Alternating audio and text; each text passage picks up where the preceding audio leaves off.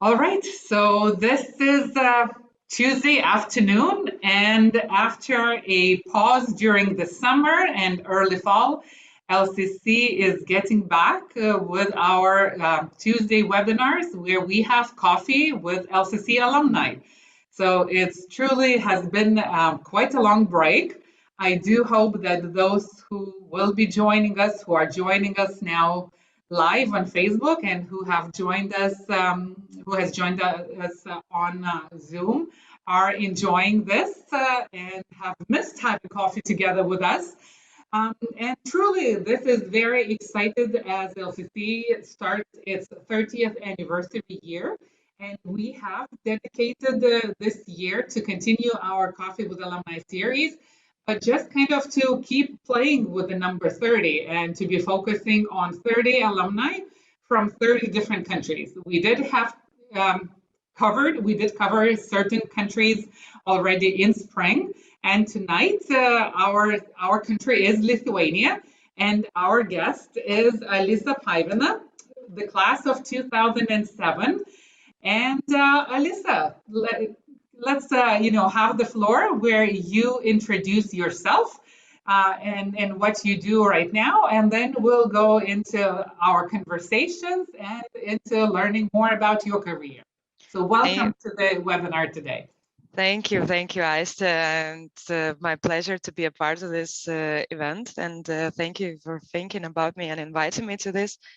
I think it's really valuable to me as LCC alumni. So I graduated in 2007, and since that I have been pursuing a career basically everything in business. So I did the business major, and it kind of gave me a good start and a boost of confidence that we can do something really business related. And then I come from the small town of Klaipeda. And what do? You normally go to the port, right? Where you have water, where you have transport, where you have fish and all sorts of resources. So I started there. I joined a small fishing company, Russian-based fishing company. Well, small. They would have like 7 vessels of their own, and they would trade fish. They would employ seamen and everything like that. So I just basically came as an administrator, and after a year, I was already trading fish, ordering some spare parts and everything else. But I guess many of the people who end up doing this sorts of career start like this as an administrator and then end up doing everything. And I had in mind something that my professor, Dale Fields, I don't know if he's still there, but he told me when I graduated, he told me one thing and it never left my brain. He told me that you just go work for 2-3 years and then you need to go and do your master's degree, because then you will be sure of what you want to do in your life really. And after I've done 2 years in this fishing company, I knew that I'm kind of good in resources in like, I really wanted to do something related to fisheries or maybe like oil industry, oil trading. And then I was looking for something in this sector. So then 2 years after, I worked for 2 years, and after 2 years, I joined the University of Portsmouth in UK. And I joined, and I really wanted also to do something like more science related. So I did Masters of Science in Resource Management, so coastal and marine resource management. That's a little bit of a complicated degree. But when I started, I was really focusing on productivity, efficiency, of how we can get more fish out of the waters, of how we can get the fuel like at lower prices. And then I started learning that, and I realized that, oh, there's this sustainability thing that is also very important. And maybe we don't want to overfish. Maybe we don't want to use up all the resources. So it also made a little bit of a shift in my brain. And I ended up doing a dissertation in Kazakhstan, actually. Also funny story about this, but I did a dissertation on livelihoods of fishermen in the Kazakhstan region of Aral Sea, who have been fishing for some years. Then the Aral Sea desiccated and they lost their livelihoods, and now it's being restored. And what do they do? So basically, this was the story. We did it together with United Nations organizations for food and agriculture. And my professor, Andy Thorpe, he kind of convinced me to do this and said, okay, let's travel, let's do this. So by nature, I'm very adventurous.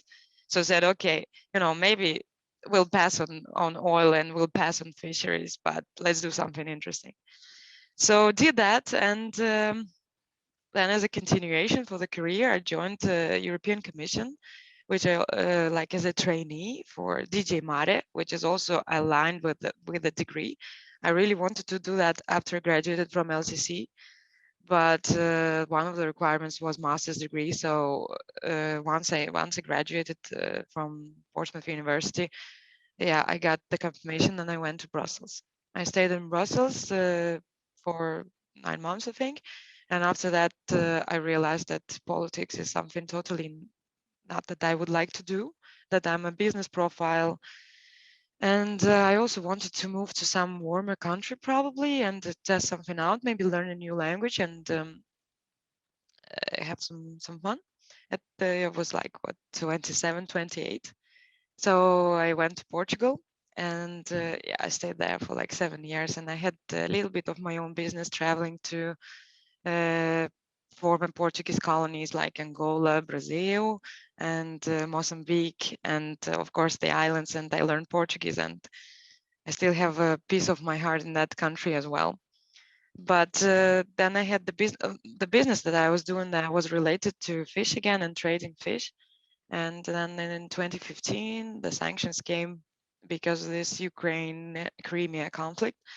And I was thinking that, okay, this can be dangerous for me to sustain the business. So I pulled out and went back to Lithuania for a while to just basically rest at my mother's place, to reunite with the family.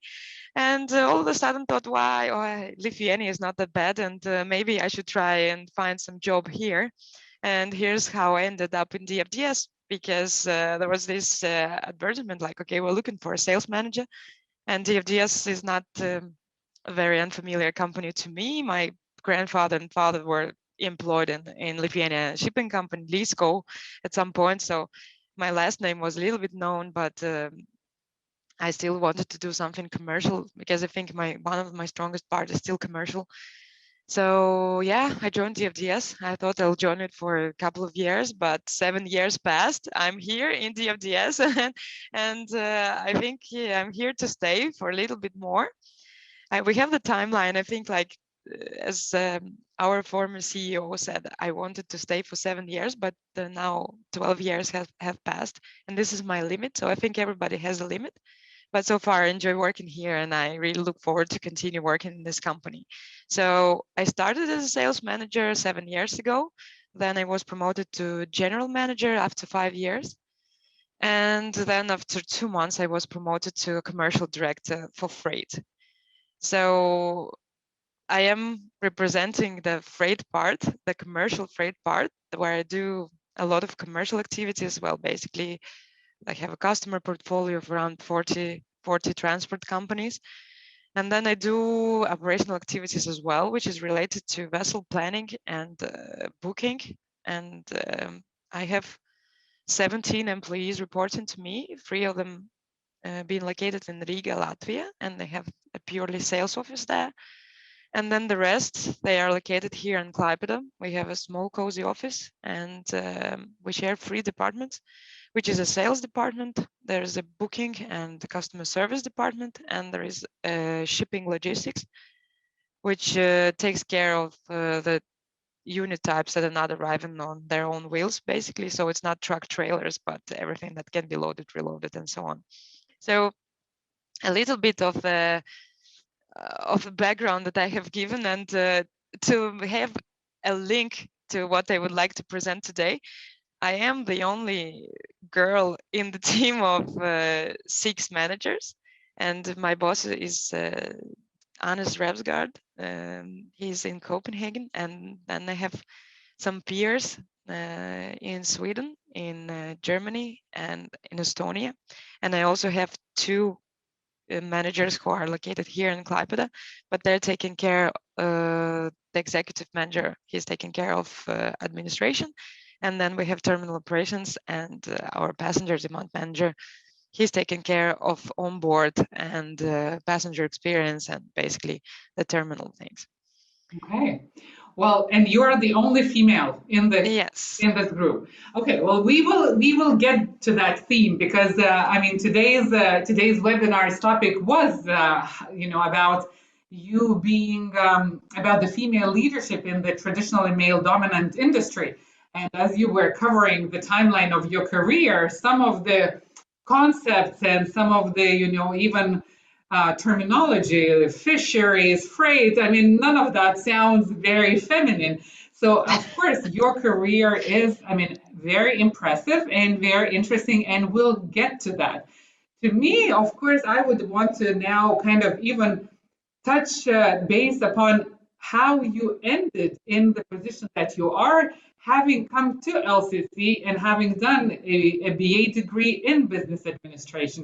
How did a degree in business administration lead you to the career? And yes, we heard there were additional degrees and additional pathways, but as our webinar is being watched by current students, by future students. I mean, to all of them, I think they would wonder, so like, well, how can I know or how can I map my career down the road? And how do I know that LCC then is the right place to start my journey? So I would actually want to kind of tap into the very beginning, into your first step of, what were you thinking? What were you hoping when you were finishing high school and when you were deciding where to go, and why did you choose LCC? Yeah, I actually, to start with, I would say I'm so happy that I did this. And then I look at young employees who are coming these days for job interviews. I always remember another professor of mine, a very known professor from the year to 2007 where I graduated, so Eric Hinderleiter. So he recalled this movie about, I don't even know what's the movie, but he said the point of this, he was looking out the window and he was looking for the students coming in to study, and he said, eager young minds. So this is something that I also look at the guys these days who are coming and thinking of joining DFDS. I look at them and think eager young minds. So I try to put myself in their place. So once I was 18 and I had no clue what I want to really do with my life, but it was very good at, like parents would say, you should do law or economics. So I was thinking, okay, I have this, I can calculate, I can have some reasoning. So I should do either law degree or I should do economics. But back in the day, the choice was quite scarce. So it was not really easy to go to foreign countries and get a degree there. So it was much safer to stay here at home and maybe you can choose either Klaipeda University, Kaunas, or Vilnius, and basically here we have another alternative choice, LCC, which was at the time it was a college. So right away you can see that okay, it could be so that somebody wants to see university on the diploma, not college. But I went there, I passed the TOEFL test, and I thought, well, actually, the way I'm being treated right away, immediately, when you go in and then how you see, it's totally different from everything that you get outside of LCC. And I think that, of course, there was maybe this choice, what do you really want to do? Either you want to take this liberal arts education or you want to take more of some concrete solid education, it's one thing. And then another thing is what you want to do, if you want to have a like university diploma or you want to have a college diploma. But then there's also another thing, do you really want to have this international sort of thing where you study in English, or you want to do something again solid where you have just boom boom boom boxes and the career? And to me, and as I said, I'm kind of adventurous person, so I choose LCC, and I'm really happy about it. And especially if I look back from all the experiences that I had and from everything that I have done in my life, I just immediately see how actually this university transforms people. And when I know when I'm talking to other LCCians, when I'm also going somewhere like, and I can see right away that okay, this person looks like they graduated from the LCC. They have this DNA, which is totally different, and it might be not noticeable in the beginning, but after you get the guy or a girl who graduated, that's definitely the transformation. That is like personality transformation. That is something that I think it is more important than the knowledge in the end to me, because knowledge you can build up on the personality. But if the persona has a knowledge but has no character behind and has no ethics or whatsoever, which is LCC is really good at bringing. And I think that generally, why LCC? Because LCC produces the whole person, the complete person. And everybody who comes out, they know that you cannot cheat. You know that you cannot skip something because it costs you grades. You know the discipline, you know the kindness, you know the passion, and you also know how to treat other people with respect. So sometimes in today's world, we simply disregard these things because we think, okay, mothers should have taught us how to do this, but it's not our mothers, it's just the world around, it's the social media pressure, it's the other things that we get on news, on TV, internet, is the access to good and bad things. And I think that the most important that LCC produces is this kind of chip that when the person graduates, you can see that they're actually people who can think, people who can build something, and people who really, really value things. And another term, which is servant leadership. I think I will talk about it a little bit more later. But I think that this is something that that is really, really valuable. And this is, let's say, signature of LCC. Thank you. Thank you for these kind words. But I think, I mean, as you're saying, like, this is the LCC DNA. And I think in all of the previous webinars, like, we keep repeating the same theme, which I'm so happy about, because it's not that, the LCC is giving you the words to say, but I mean, it's truly whoever, whichever LCC alum we talk to, I mean, everyone is kind of tapping onto the same things, which then truly describes us who we are. So, I mean, obviously, when by the time you graduated, the LCC diploma provided you the educational pathway to get your master's, to get your internships, to get the jobs, and to be building the career that you are in today. So let's move to that. I mean, as the LCC is celebrating its 30th year, I know that the DFDS Klaipeda this summer was celebrating its 25th year. Correct. So we are all in our anniversary year. So congratulations to DFDS. Thank I you. also know that there are quite a few LCC alumni working working at DFDS. So it is kind of a LCC alumni hub, which is also exciting for us. But today, I know we really want to touch about you as a female leader in this male-dominant industry, and let's talk about that theme and how you have evolved and how you feel in that industry, and what would be your insights on this specific theme. Well, to start with, I don't think it's anything special about female being in this industry, which is like normally shipping and transport and freight. It would just go, okay, you knock on the door and then you see a director, and it would be normally a male director, because you evolve from navigation or like seamen, they can build a career in let's say shipping.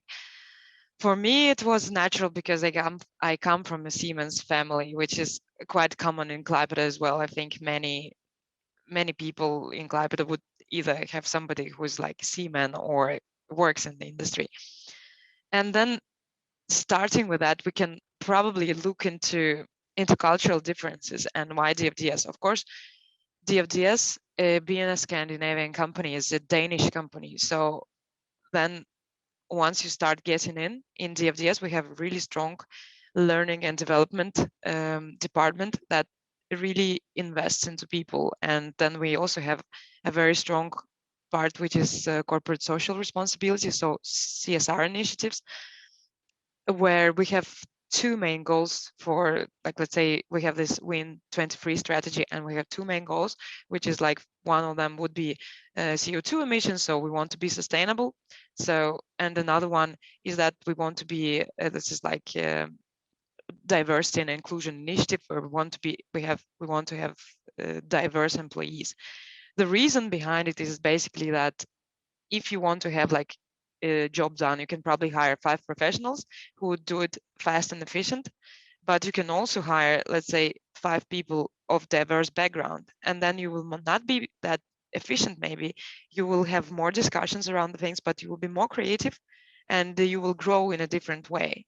So today we understand the scarcity of resources, and then we also understand that why not to try doing something in a more sustainable way. And then the first idea was, okay, let's bring women into the club and then see how it works. So there were some clashes, but then eventually it produced really good results. So I think the general idea behind it is just to include as more diversity as possible, but the easiest way to go around is probably to include females. And then the results of this were actually quite good. And so I think I'd like to believe that I did not end up where I am just because I'm a female. And they say that this is actually for the results and everything that we produce. And I genuinely believe it. But we don't want to have this like positive discrimination.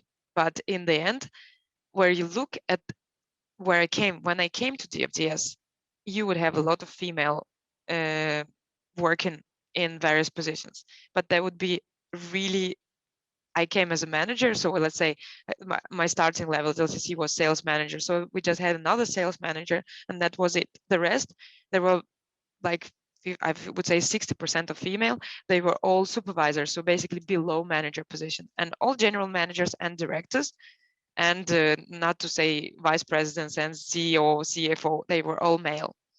And when I came actually to DFDS, there was a, let's say, such a rumor going on like that it's really hard for at all to make a position somewhere above manager level, to especially if you're female.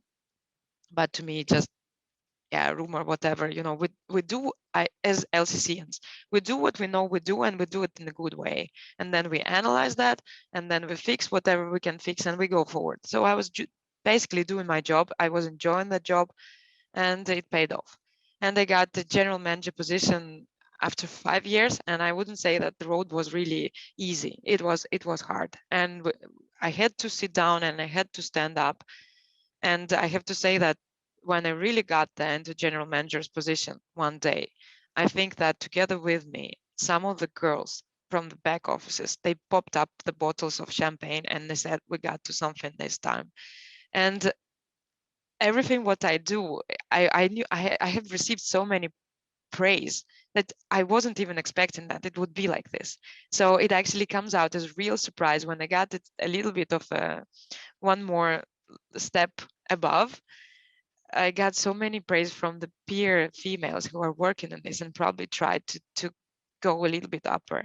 So I had this role model responsibility, and I really want to do the best that I could, just to show them and to show everybody that it's actually possible and it's not problematic, and you can actually live your life, and you can also have a career, and you can combine both, and you can be female, and it doesn't really matter in the end, as long as you do your job right. And this is how it functioned here for me. But before that, if I look back, when I just started the career, that was totally different scenario. And I started like in Russian company, where in Russia, if you, I don't know, maybe like, let's say, I wouldn't go say Russia, but in that particular company, it was more of a patriarchy. So basically, the men do the management and female do administration. So of course, accounting, crewing, and like secretaries and administrators, these would be normally female. But then all the managers, all the technical part, all the seamen and directors, they would be male. And you can see right the way the salary gap, right? You can already think how it works. And then by default, if you are a female, you should go back home, you should raise kids, you should take care of the food, of the clean house, and everything, like, you know, related after work activities. So it's kind of also should prevent you from making a career and doing something like this. And this was common.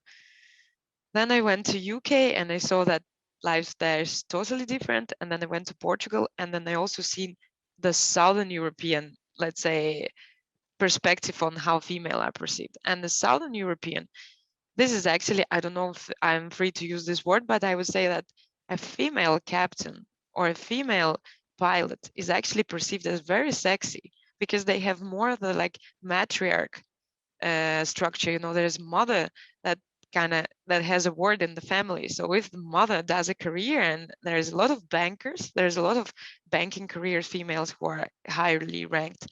And it also was different. Like if you go to politics, they also have a lot of females in the parliament, in this political scene. So then it was like, okay, so if some people consider it cool, so why not? You know, I can do it. But by the time I was also running a little bit of my own business, and then I came here with different perspectives. And what I formed today, I think that it doesn't really matter if you're male or female. The most important part is that you should enjoy the job, because somebody said, if you have the job that you like, you'll never have to work again, because you actually get pleasure from this. And by the way, there's also plenty of friends in the same office, and there's also plenty of really inspiring people outside who are our customers. So all in all, I think that if I have to put a view on this, I know that it is very good for the maintaining diversity in the company, is very good for growth, and very good for creativity. For the output, I think it produces the output at a slower pace, but the output is of much better quality in the end. And I would say, and if somebody is like young and potentially considering some career and like taking this, whatever I want to do, I want to do something like this typical male dominant, I would really say and encourage those girls and say, it's not a problem at all, as long as you really know that you want to do this. You need to listen to whatever your heart has to say, and then just build it. And another point which is also quite important is to find your own niche, because I think like I think it also comes from LCC, because you are being taught a lot of other things except for in this business administration. I did, by the way, minor in psychology, so you also understand something, which is also great combination. And I think it's also very the forte of LCC, that you are allowed to choose your degree. Basically, whatever you're doing, you have freedom to choose what you really want to end up with. You know, your portfolio of the subjects that you have taken and chosen, and there's a wide choice. So I think that eventually that also helps you to find your own niche and to just hit it and just go there. And I think like everything helps. And I'm surrounded by the men who are very, very supporting. And I have men to whom I report, I have men reporting to me, I have men on the same level, and I have female as well. And I know that it's very hard. Actually, I have one brilliant manager. She's heading the sales office now, so they co-parent, let's say, the sales department. But she was in DFDS for all these 20 years actually, and she has beautiful career. And she managed to have 3 kids and work together, family and career. And then when she came back, she hesitated to take a managerial position on. She said, like, I offered her, okay, let's do this. You will have people reporting to you. And she was really hesitating. She was scared. I said, why? Because it's really scary for many people to take this, because you are already being evaluated like, okay, female, what do you think she will do in this, right? So you're being like under like always under spotlight. But I think eventually when you start doing it and it grows, and then people are supporting you, so you get the good result. And back again, I don't think that this is anything special about me or about anybody else. I just think that you just need to be who you are, and just keep going with it, and just be really believe in what you do, and then people will be believing in what you do as well if they're supporting you. You know, this is like truly so inspiring to hear you talk about your achievements and your career, but like to hear the joy in how you are describing this, just exactly as you said, you know, like when your job becomes the, you know, the part of your life, when you do what you are enjoying, and when, you know, you don't feel that you are breaking the stereotypes, but you are bringing in the change. And I hope that your testimony becomes the inspiration for young girls who are dreaming of big careers, or maybe for others who are afraid to dream of big careers. And as you say, you take one step at a time, you pursue your heart desires and your interests. And it's amazing to see how you've built the career in an industry where probably the average girl wouldn't be looking at, and thinking. And yet it is possible. And especially when nowadays, when we all discuss about equality and all the equal rights, as you say, like it's not that you have to wave the flag and see, well, and tell everyone, well, how unique I am, but actually, this is happening, and this is the norm, and it is possible to be building these careers. It's amazing. I mean, I do want to encourage the audience who is watching us. If you have any questions, any comments, feel free to write those questions in the chat box on Zoom, or if you're watching us live on Facebook, do that. I know that many of our viewers will be watching this not live, but after we're done with it and with the recording. So we, of course, continue to hope that these LCC alumni stories and Alisa's stories tonight will serve you as an inspiration to not consider any obstacles in your pathways, in your dreams, but just kind of work at what you love and do what you love. So, Lisa, I understand that, at the beginning we were talking about how LCC has become this transformational pathway for you as you started your career. But to me, I'm watching and hearing you, and it sounds like you continue doing the transformation, and transforming your own work environment, bringing in transformation to your workplace, to the colleagues that you work with. So touch a bit about what maybe the concept of transformation means for you, and how would you interpret it, what role it has in your life. This is thank you, Asa. First of all, for all the it's I'm a little bit actually getting my cheeks all red from the compliments, and I just try to. But I really think that this is something what we all share as LCCians. Basically, everybody who graduated and has this something in their hearts, and this just keeps burning. And I think that this is what was it back in the day. Like LCC brings you transformational education, right? And back in the day when you're 18, 20, you don't understand what it is all about. But I think that I have done many times in my life where I look back and I got the values from LCC. And it's funny enough, where you pull out the old journal and you kind of start looking into it, and you remember how you were like, oh my God, no, not these journals again. I don't want to write. It's like, but you have to pour something out. And it's actually, when you look at it, sometimes it has a lot of good ideas back then that you had to face your own frustrations, and you had to just really write it on the paper and just let paper have it, right? So to me, if it going back to the whole concept of transformation, and of course it was not ongoing process all the time, because I was also young and I wanted to do different things, and it was just, okay, let's try this, and then just, no, it's not my thing, let's try this. So I was also not always so direct and just a career builder. So I was just normal person, so had a lot of things, done a lot of mistakes, done a lot of took a lot of risks basically, and unweighted risks, and lost, and dared, and just as probably everybody of us. But this is also a part of transformation, right? The things that you take in life where you have to consider, right? Just, okay, I'll try to do this. I have that much today, and I'm going to leave it behind, and I'm going to make a step towards the things that I really want to achieve or really want to do. This is also, it's very transformational in my view. But also apart from that, I would recall this Henry Holt. He was working in DFDS, and in DFDS, as I already mentioned, we have this learning and development, continuous learning, and you can probably see our values in the background. So it would say continuous improvement, and is what also a little bit resonates with LCC, doesn't it? So if you read them all, so probably that's why I ended up here as well. But one thing that we went to this Zoom training. We have the trainings in DFDS where we would go on one of our ships, the cruise ship between Copenhagen and Oslo. And we would have a conference for 3 days, basically exactly like a training session.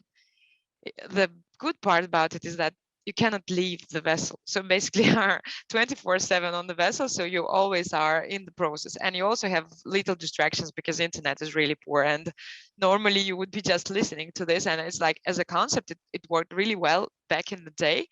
And I think today I myself was very inspired by that. And I try to also like send the employees that would accept this to go and do the same journey.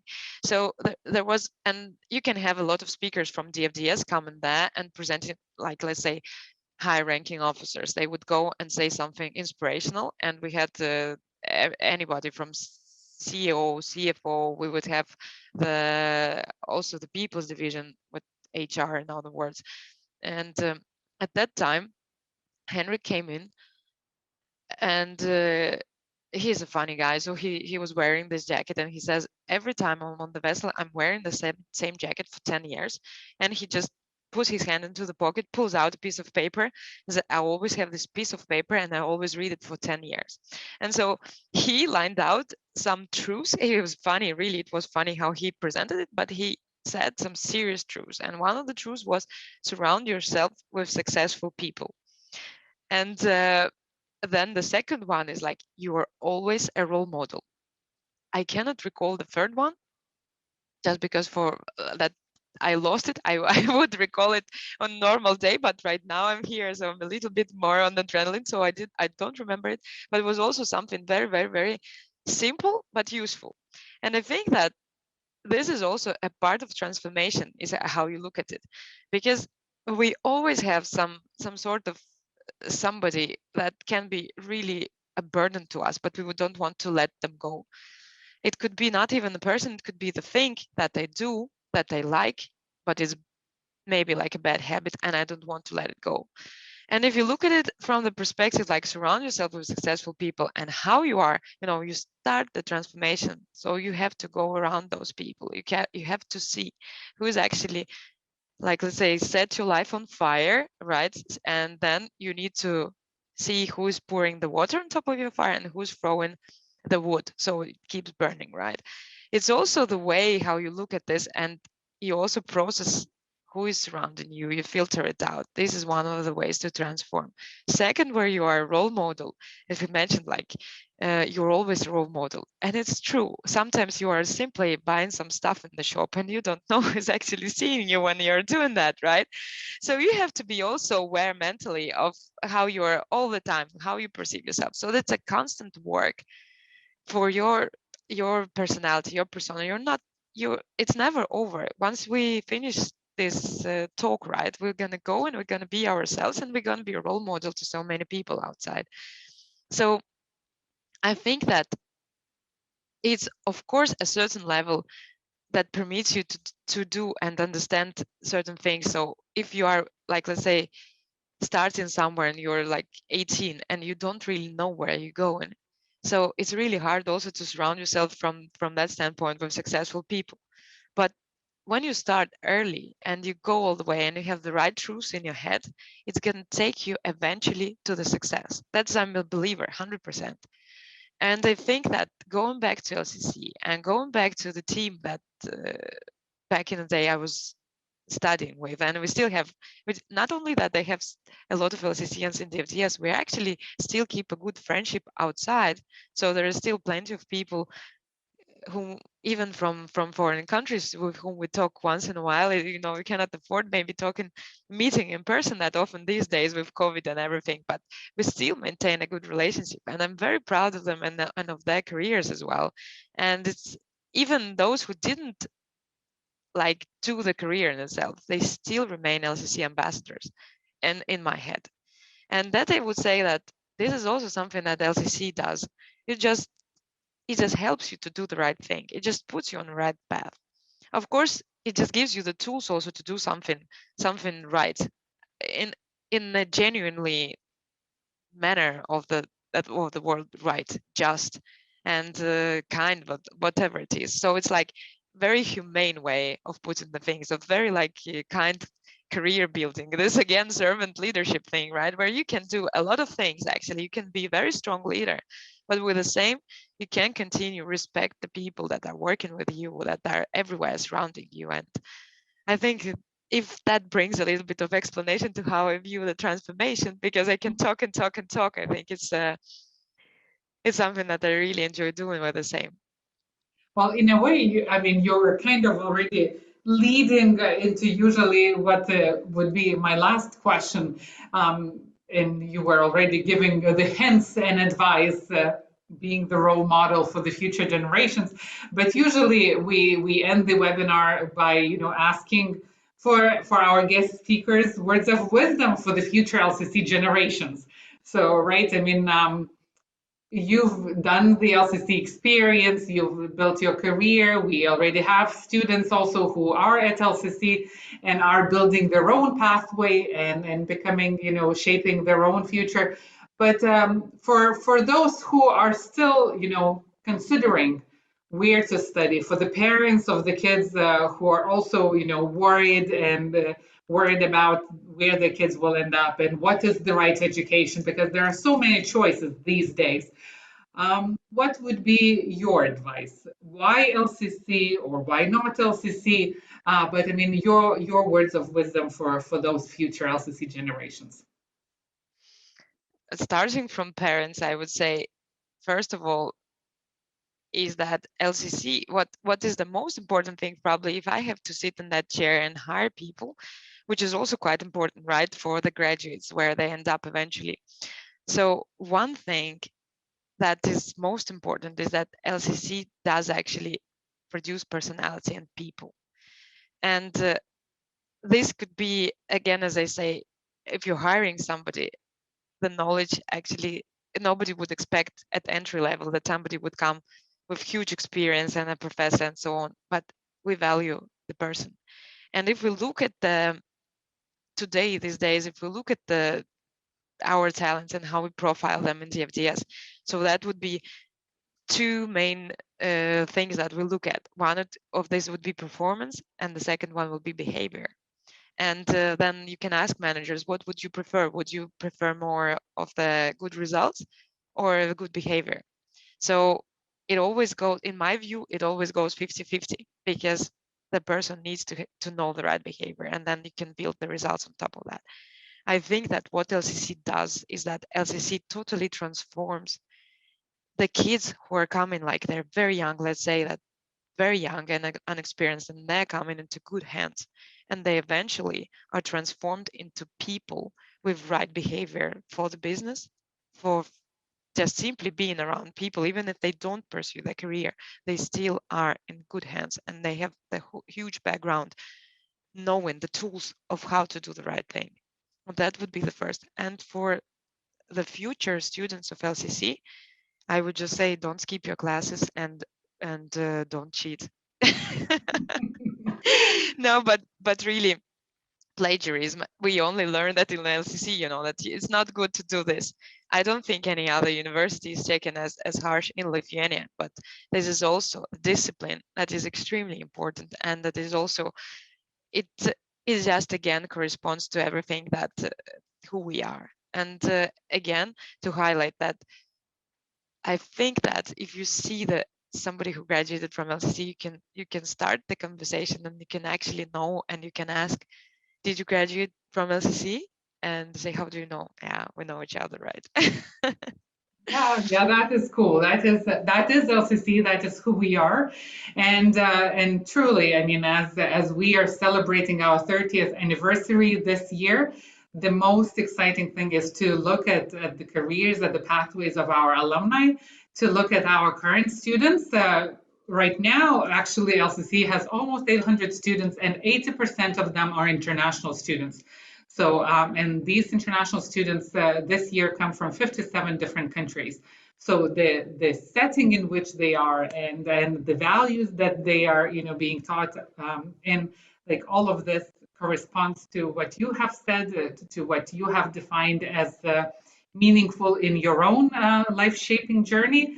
And today, I really want to thank you for your time and for your willingness to share your story, to share your challenges, and to also boast, in your achievements, even though you were very humble about that. But to see your pathway and to learn from you and to see the possibilities that are there for everyone who chooses their path and who choose to follow what their interests are. So thank you very much for this. I do see there is a comment from our president Marlene, where she is passing on greetings to you and saying, I'm so very impressed with your confidence and the passion that you carry in life. Thank you so much for sharing this with us, YLCC. Looking forward to meeting you for coffee sometime. So Thank you, this was Marlene. our virtual coffee with Alisa Paivina, class of 2007, who is now the commercial director of Baltic's freight agencies in Klaipeda and Riga at DFDS. Again, congratulations to DFDS on the 25th anniversary this year. We're excited that this is the company where we have lots of LCC alumni involved in various roles. And we are also neighbors, being all located in Klaipeda, and that makes it all exciting. So thank you, Alisa, again for this time. Thank you for those of you who were with us live during this time, and for those who have been watching online. In 2 weeks, actually, so on November 8th November 9th, sorry, at 3:30 Lithuania time, we'll be having another Coffee with LCC webinar series. And at that time, we'll be actually engaging with two alumni, with our siblings from Georgia, Georgi and Veko Kaishauri. So there'll be a new country covered in our alumni webinars, and then there'll be two stories that we'll listen to of how the brother and sister ended up at LCC together. So keep being in line with what is happening at LCC and enjoying all of these success stories of our alumni wherever they are. So again, thanks to everyone. Thank you, Alisa. And until we see each other in 2 weeks on Tuesday again. Bye-bye. Thank you, Ася, for having me. Thank you. Bye. Bye.